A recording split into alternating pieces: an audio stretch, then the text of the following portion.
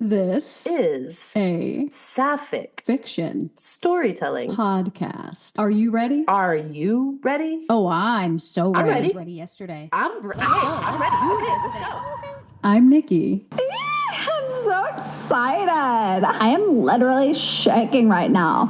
And it's not because I'm wet. I'm Monty. Oh, that's it, Denny. That's my spot. I'm gonna jet my juices. This is season 3 of the Lesbian Fiasco. Fiasco. In 3, 2, 1, record.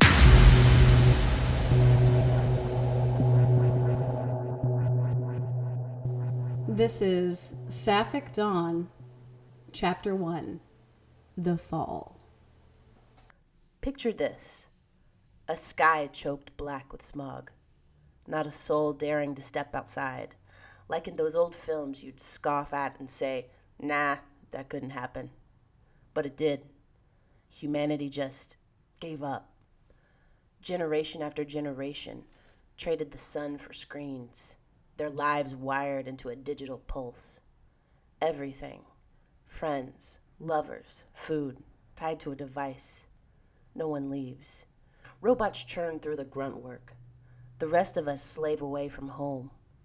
Power bills now slap you with oxygen fees. Air's a luxury when the world's a toxic dump. Food, ordered online, spat out of warehouses, dropped by drones. Furniture, clothes, even your next high, all droned to your door. You date in virtual rooms, marry in pixelated vows, buy a shared pad without ever touching. STDs? Gone. Hard to catch anything humping a simulator. Homes sat silent until they didn't. The war hit. Started as a grid assault, frying every circuit. Lights out, oxygen pumps dead. The weak dropped fast, lungs starved. Chemical barrages followed, shredding what was left. Only the elite, with their bunkers and hoarded O2, were meant to ride it out. A week before the collapse, I linked up with her, a rogue from some underground crew. Vigilantes, hackers, they cracked government cores, saw the end coming. They stormed the rich, gutted their safe houses. She dragged me to bed. Not for that, but into a cryopod. Sleeping chamber, she called it. Didn't mention I'd be out for a millennium. When that hatch hissed open, my body screamed. It wasn't a bad dream. It was real life, but I'm struggling to wake up.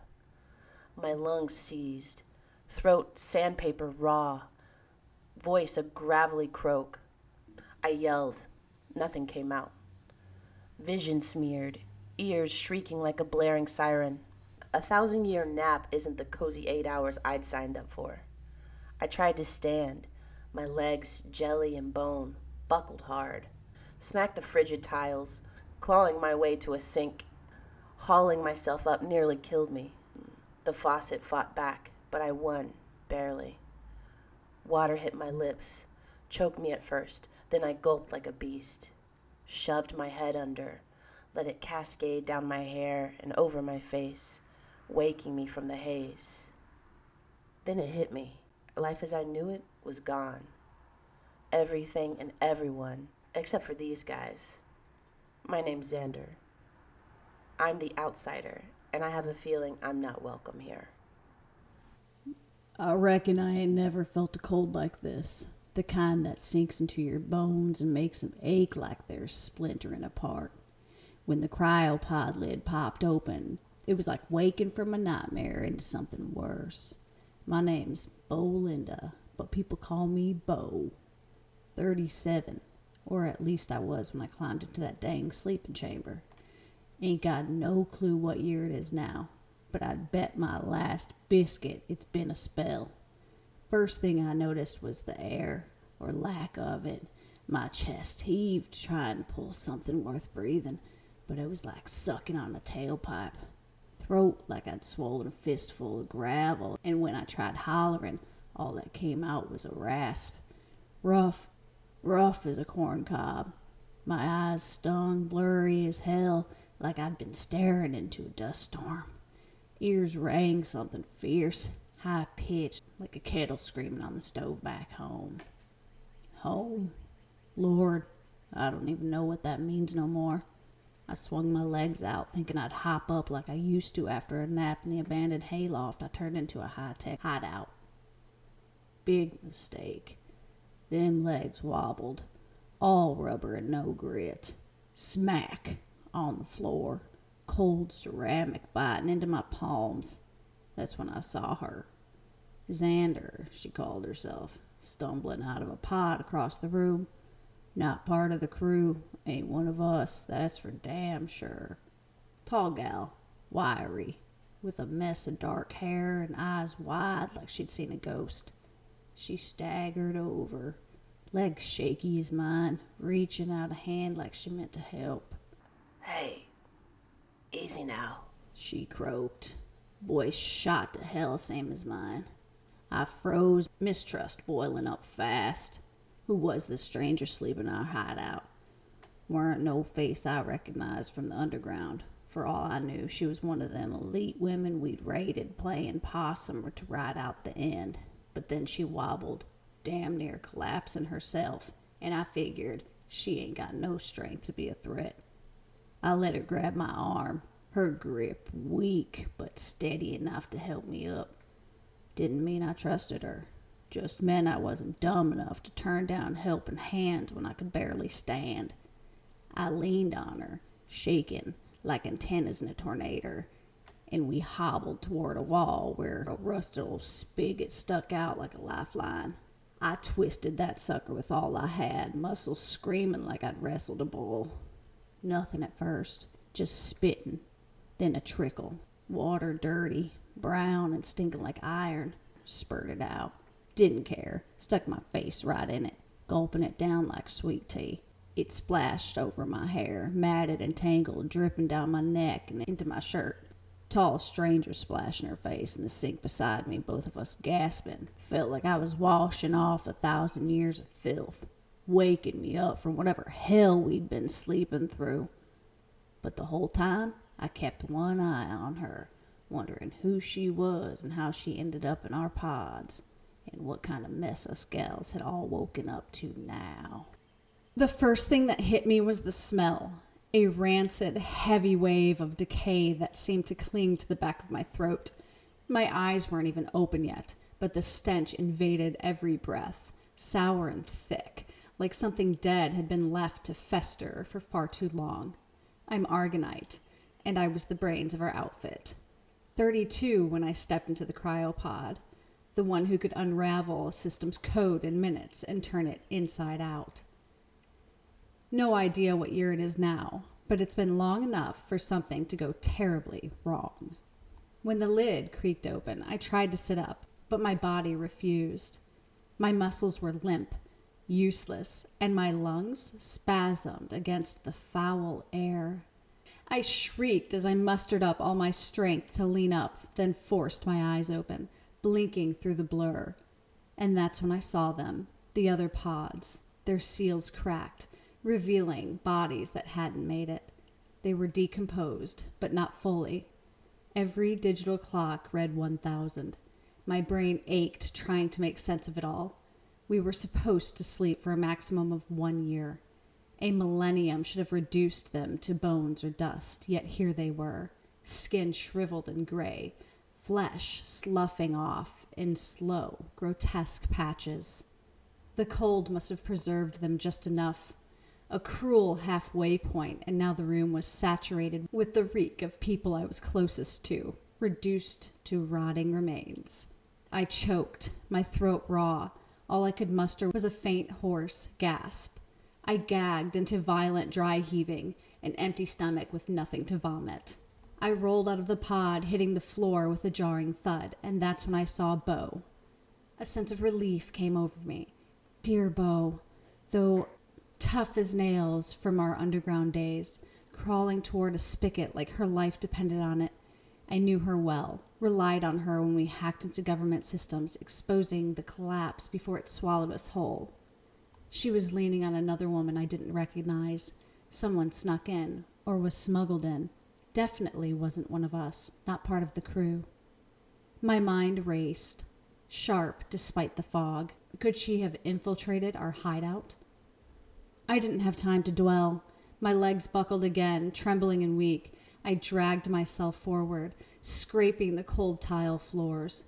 "Bo!" I whispered, voice barely cutting through the shrill ringing in my ears, hoping she'd hear me over the chaos and the suffocating stench. Bo glanced my way, her movement sluggish. The new girl braced her as they reached the sink and shower spout.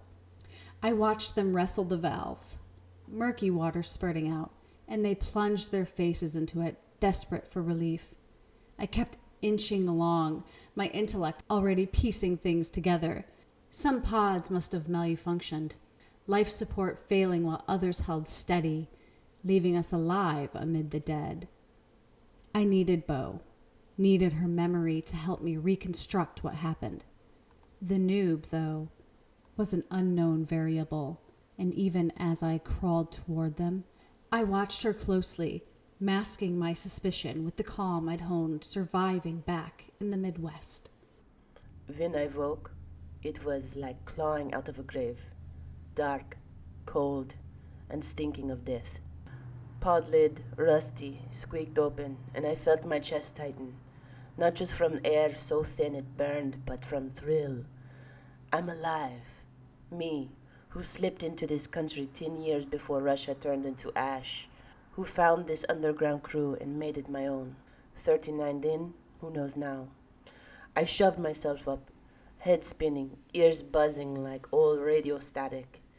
And that's when I saw her. Xander. My secret, my prize. She was there, staggering from her pod. Alive, just like I planned.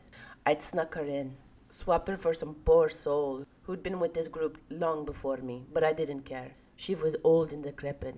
Would have slowed us down anyway. Xander was mine to save. "Xander," I called, voice rough like splintered wood.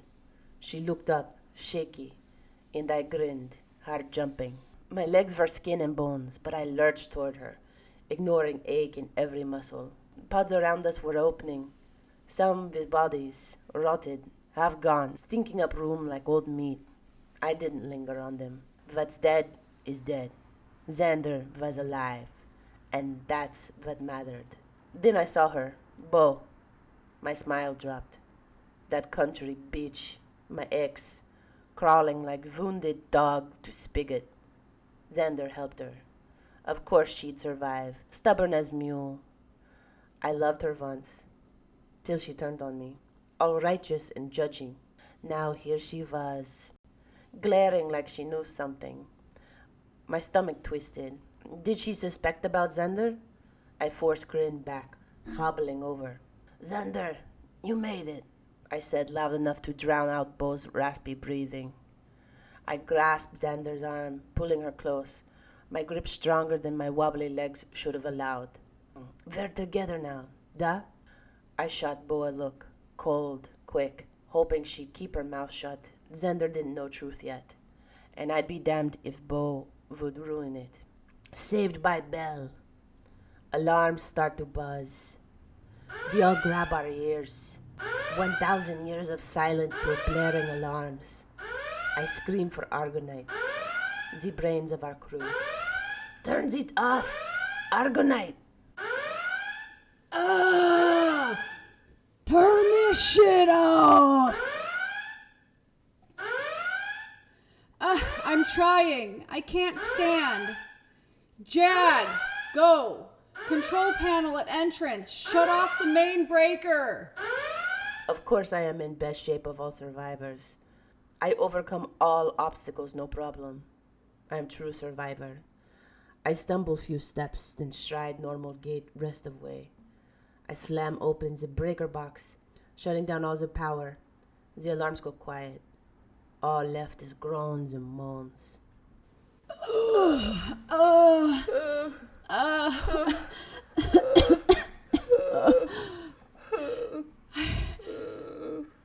I have bad news, and I have worse news. I can't hear nothing. Now what are you saying? What you saying? What are you saying, Argonite? Here, drink.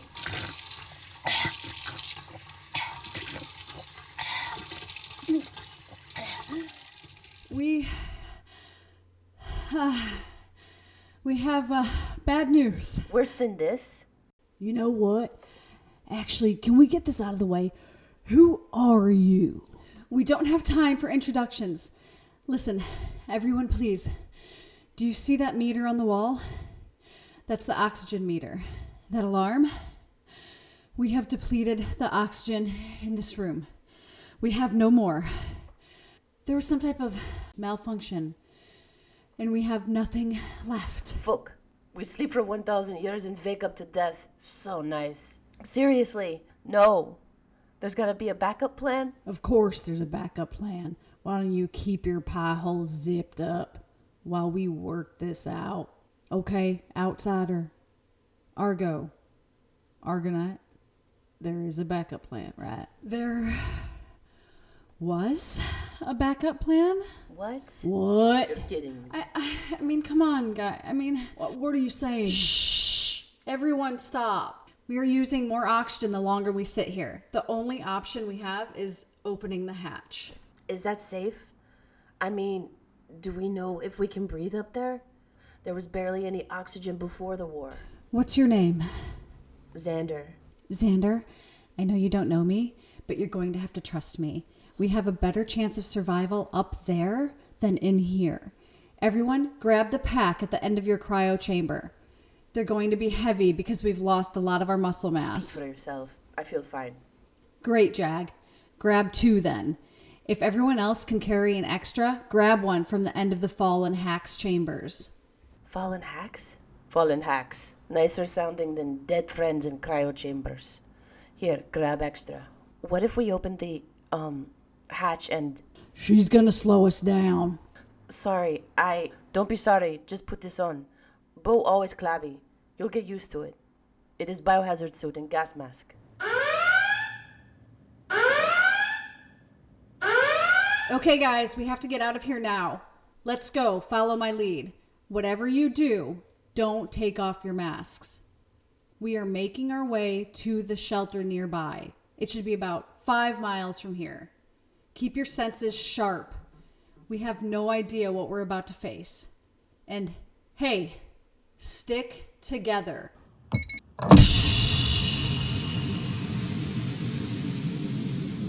What is this? What is this? Oh my god. It's absolutely... Amazing.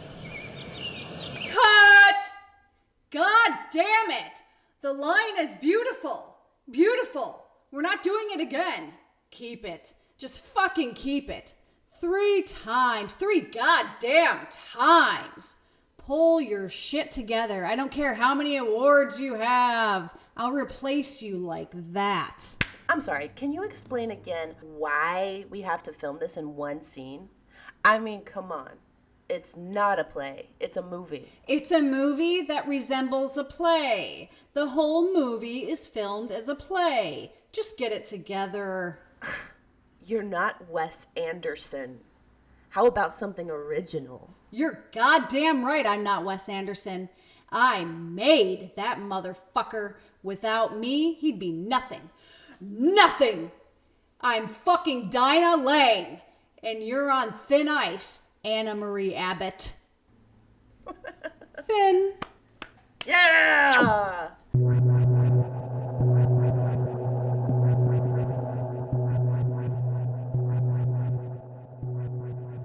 This is Eponymous Faye. Hello? Come on, come on. Yeah.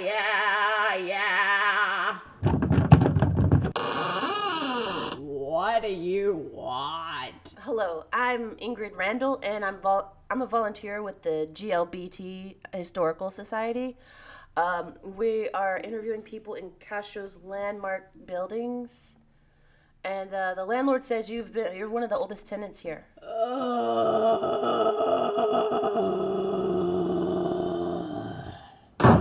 Ma'am? Sir? Fuck off, kid. Please, it won't take long. Look, old hag, it's my first day of community service. I need this, or else it'll look like I've just been fucking around all day. Now can I please ask you some questions? What did you do? Doesn't fucking matter. Testy. I like it. Must have been stupid, whatever it was. I didn't do shit. Except to be a loving girlfriend. Ah, as I thought. Stupid! First girlfriend. Those are always the trashiest. Because you're stupid. What if I committed elder abuse? Why don't you open up and let me ask you some questions, old hag? Hag! What's so funny? Must be senile. What's your age? 23. Barely out of diapers. You're just about back in them, aren't you? Oh, love it. What's your name again? Ingrid? What? Ingrid! Yeah, I meant your last name. Ingrid Randall. Casey Reynolds, Emily Stanley, Beth Gray. Are you stroking out or something? Ingrid Randall. God damn it. Get in here.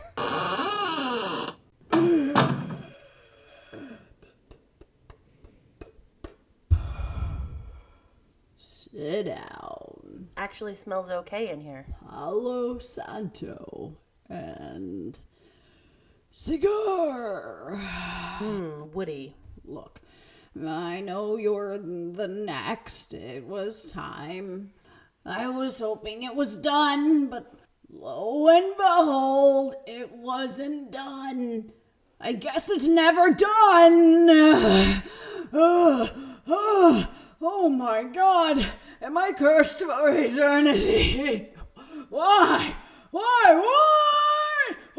again? What have I done to deserve this forever? Oh, this means that no one has surpassed me. It's been years. What the fuck? Years? Does that mean they didn't learn? Does anyone take over? God or some shit? All right. Let's get to the interview so I can get out of here. Now, the current owner took ownership over the building in 1993. The building was erected in 1963 when you became an occupant of the building. I see it! See what? It's nonsensical. Preposterous. Life is preposterous. Okay, and that's how you feel. Chaos. No, the equation. Cute little lesbian is complex and variable. I've heard of this before. It's sundown psychosis or something. Sundowning! I wish it was, but unfortunately, I have to help you, Ingrid Randall. Should be fun since you really want it. Yes. Help me answer these questions. I told you. I'm here to ask you about the start of the apartment complex. Now, it was built in 1963 and you moved in. What was it like? I'll tell you. I'll tell you everything. But first, let me ask you, mind if I smoke? Actually, I'd prefer not. And you already were. Cigars are gross. So, let me ask you. What? You're doing community service for a crime. Must have never committed a crime before. And you committed this crime for a girlfriend. You don't know shit. I didn't commit anything. I was just... Being stupid. Love is stupid. Sometimes. Well, all the time. Take it from me. From you? Yeah, sure. Great talk. Now, about the 60s. I've had this place since 1963. My name was on the lease, but I didn't live here all the time. I let people crash here. Didn't have furniture the first years. It was a den for artists. All kinds of artists would come and go. Lots of drugs. You know a thing or two about drugs, don't you? I don't do drugs. But your girlfriend does. Did somebody call ahead? Did you know I was coming? Did it look like I wanted to go through this again? It's been years, I think. I thought it was over, and then you come knocking. It's all obvious, honey. I see you. What do you even mean, lady? Okay, so it was a good guess. Yeah, sure. My girlfriend smokes crack. Happy now? Oh, kid, why the present possessive? My. She's serving just a few more months, and when she gets out, She took advantage of you. Because you're a kid. So is she, but the drugs will make you lie, cheat, and steal. She's not even a lesbian, is she? Well, I'm her first girlfriend too. It's deeper than that. Sure. Listen, she's not a lesbian. At most, she's bi, but this is not a relationship with you in her head. You're her friend. It's hard to admit you've played the fool. I've seen it 1,000 times. Wheels turning behind a blank stare, much like yours now. She's your first, kid. She's not your forever, even though the scar will be there. Is this an intervention? Shit. It is, Ingrid. An intervention of sorts. Love can be an addiction, but remember, it's just brain chemicals. The first time you ever lock lips with a girl, there will be another love for you out there with less side effects like community service. Okay, well, I'm gonna go now. No, I think you'll stay. You made it here, and I'm assigned to you now. So, I'm gonna help you. Assigned to me? What does that even mean? You're on some other planet. It's the meds, probs. Sit down! All right. Explain. Assigned? Like a mentor program. Yes! Like that. Crypt keeper. Ah, disproportionately smart and stupid. I can work with that. Who the fuck are you? Shh, easy. Okay. Let me make this easier for you. Ever seen I Dream of Jeannie? No, never heard of that. Well, damn. Maybe maybe I should get a television in here to keep up with the times. It was a series? A TV show. Let me think. Ever seen Cinderella? No. I think that's in the Disney vault. You know the story, though. Yeah, kinda. Poor girl, evil stepsisters, Prince Charming, lame heteronormative love story. True. It is lame. But there's a fairy godmother in it that grants Cinderella wishes, and she's magic and turns mice into horses and a pumpkin into a chariot. Okay. And? Ever seen Aladdin? Yes, I've seen Aladdin. Aha! The genie. Robin Williams. Yeah, I wanted to be Aladdin when I was a kid. Of course you did. Because you were in love with Princess Jasmine. Yeah, I guess so. Thought so. See a pattern, Ingrid. Genie, fairy godmother. What is this? So you're magic and gonna grant me wishes? Great. This is America. If this is Make-A-Wish, just empty out your bank account, lady. Wish, wish, wish. Never liked the word. Such lazy potential. You need more than wishes. You need faculty. You can stumble through life and relationships and never really gain true agency over yourself. Then you're stuck in an abusive relationship for years and find yourself wondering, is this it? Life sucks. Life does suck. It does for you now. But, Ingrid Randall, you are compelled to come here today to meet me. Fate brought us together. Ugh, sorry, lady. I don't think you're my type.